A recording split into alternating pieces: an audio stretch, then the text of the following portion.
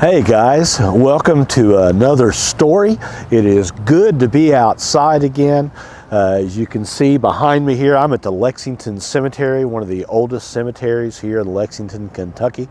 A lot of famous people buried here, but it's actually one of the more beautiful places in the city. And as you can see, just by looking around, there's new life springing up. Just a little bit by little bit. You can see in the very background there's a tree that's starting to bud, and the clovers are just really taking off here. And so I thought this was an appropriate place to come and do a story, for us to talk about a story that's really interesting, because it may or may not be a story about new life. So join us as we look at the conversion of King Darius.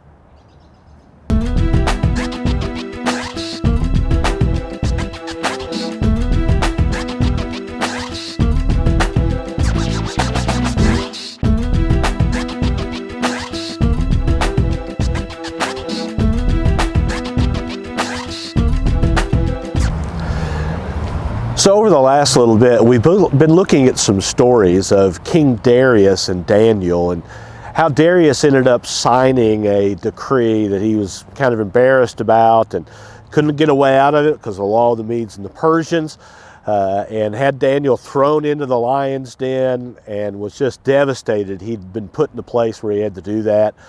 God delivered Daniel from the mouths of the lions, and then the end of the last story we did, we saw where King Darius had those who had plotted against Daniel, them and their families, thrown into the lion's den, and the lions consumed them before they even hit the ground. So not a story to tell your children before they go to sleep. But here is the continuation of that story. And so then, after this, King Darius wrote to all peoples and nations and languages throughout the earth, "May peace be multiplied to you. And in the kingdom of my dominion, I decree that men shall fear and tremble before the God of Daniel. He is the living God. He is steadfast. His kingdom will endure to the end." His kingdom shall not be destroyed. His dominion shall endure till the end. He rescues and delivers. He does signs and wonders in heaven and on earth. He delivered Daniel from the power of the lions. And Daniel was successful in the reign of Darius and in the reign of Cyrus the Persian. And that's our story from God's Word.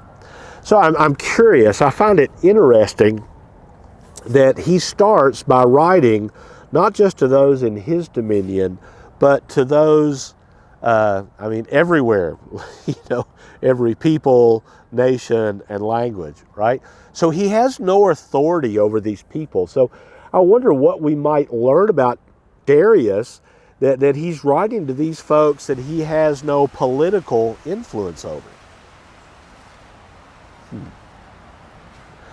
Does it seem like he's trying to have some kind of spiritual impact? Yeah, what do you see there? And he goes, and this is a guy who's he got the position he's in, and probably should have included this in the introduction, but because he conquered the kingdom that had been there, Daniel was serving another king that ended up being defeated by Darius, and so now he's saying, "May peace be multiplied to you." Does this sound like a conquering king as he's writing to these people who are not under his dominion? He wants these people to have peace. Not just peace, but multiplied peace. I mean, what might that show you about Darius? And then he writes a decree specifically for the people who are in the kingdom of his dominion, right? He says, all men shall fear and tremble before the God of Daniel. That's a pretty bold decree, right? So fearing and trembling, I mean, that's an odd combination of words.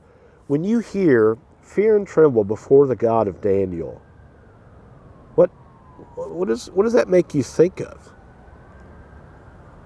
I mean, is he literally saying that people just need to sit around going, oh, I'm terrified, I'm terrified? Or do you see it possibly meaning something else?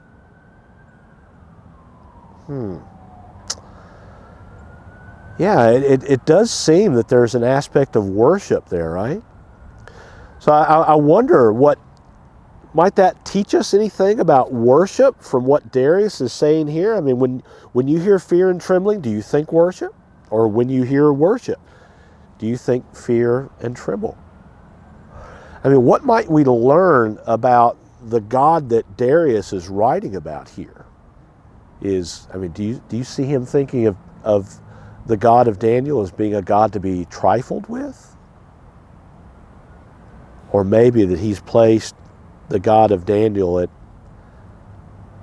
maybe even a place that those who claim to believe in him now don't. And he goes on to talk about, he's issuing a decree to those people who are living in the dominion of his kingdom. But then he mentions another kingdom. That God is a living God, that his kingdom shall not be destroyed and shall endure till the end. So, I mean, does it seem like Darius recognizes something about his kingdom? It does seem kind of like he realizes, yeah, my kingdom's got an expiration date, right? Well, what might we learn about Darius and his understanding of himself as king and the God of Daniel as an eternal king? I mean, what do you see there? Do you see him contrasting those two things? And I find it also interesting, as he's talking about God's kingdom, that it shall not be destroyed and will endure to the end. So, I mean, does it seem like he's got some self-awareness of the limitations of his own personal kingdom? Yeah, like he understands that he's not going to live forever, at least not as the king. He's destroyed kingdoms, so does it seem like he understands there's some things about his kingdom as well? Yeah, I find that really, really interesting. I mean, in this story, does it seem like Darius is realizing the limitations of who he is and his position as king? Yeah. I wonder today, is it important that men realize that they have limitations as to the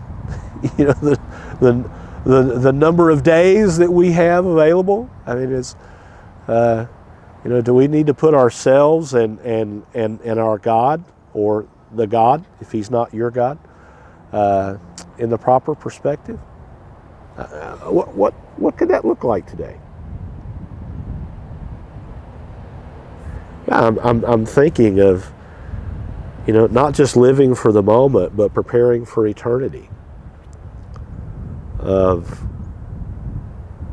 learning how to genuinely worship a God who is far greater than me. I hadn't even thought about it when I selected this location, but I guess a cemetery is pretty appropriate for this story, right? And I wonder, are you prepared for this moment? Have you truly thought about the fact that the contrast between your life and the eternality of God, the fact that our lives are brief and God's kingdom is forever. Well, I wanted to introduce this part of the story to you because the next time we look at this story, I mean, I just want to throw a question out to you for further consideration. And as we look at the rest, this is Daniel chapter 6, verses, I think, 25 through 28, somewhere thereabouts, but it's the last 3 or 4 verses of Daniel 6. Something for consideration for the next time we get together. Do you see Darius as having had some kind of conversion experience? And based on what you see in this story, and we'll talk about this the next time we get together. Until then, though, I'd love to see your comments in the comments section, and also love to have you subscribe to the channel. Be praying for us. We're getting ready to make some changes. We've updated some equipment, and so what I'm hoping to do is begin doing some shorter stories with another person as well, not just my talking head, which I'm sure you guys will all be grateful for. But until the next time, keep on telling those Bible stories.